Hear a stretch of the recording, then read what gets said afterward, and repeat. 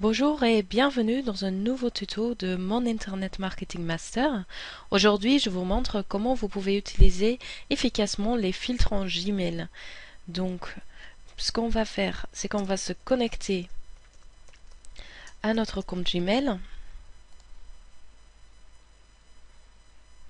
Et on peut voir que, par exemple, moi je reçois tous les jours un mail de Scoop.it, donc le programme que je vous ai déjà expliqué avant, qui m'explique ce que j'ai reçu comme scoop ce jour-là.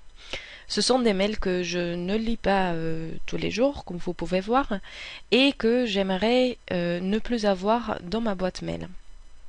Donc ce que je vais faire, c'est que je vais créer un filtre pour tout de suite mettre ces mails dans un document à part.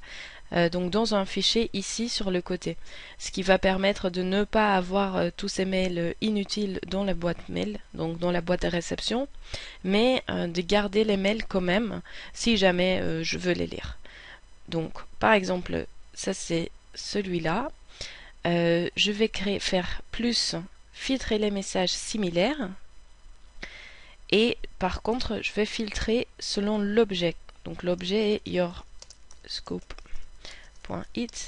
daily summary. Voilà. Donc on va créer un filtre à partir de cette recherche. Donc ici on peut voir qu'entre-temps il a filtré et qu'il a bien trouvé les messages qui correspondent à ce que je veux faire.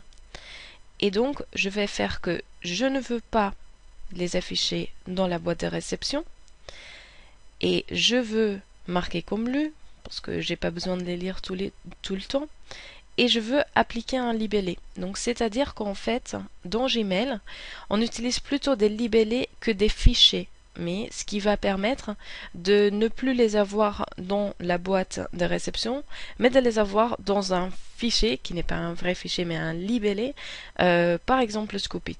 Donc moi je vais appliquer un libellé, je vais créer un nouveau libellé, Scoopit. Voilà, on va le créer. Et donc du coup, maintenant, on peut voir que il ne va plus l'afficher dans la boîte de réception, il va le marquer comme lu et on va le trier et le mettre dans ce libellé. On va pas activer le suivi, j'en ai pas besoin. On va pas le supprimer automatiquement parce que des fois je veux le lire. Ne jamais envoyer dans le dossier spam, ça peut être très utile. Par exemple, quand vous avez un newsletter, on peut vous contacter via votre site. Des fois, ça arrive dans votre dossier spam, donc c'est pas très pratique. Et là, vous pouvez dire, ok, de telle adresse ou avec quel sujet, ne jamais envoyer dans mon dossier spam.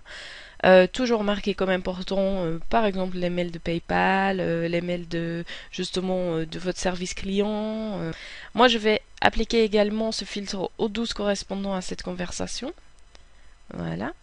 Et on va créer un filtre. Donc, maintenant, on peut voir que dans la boîte de réception, on n'a plus tous ces mails-là.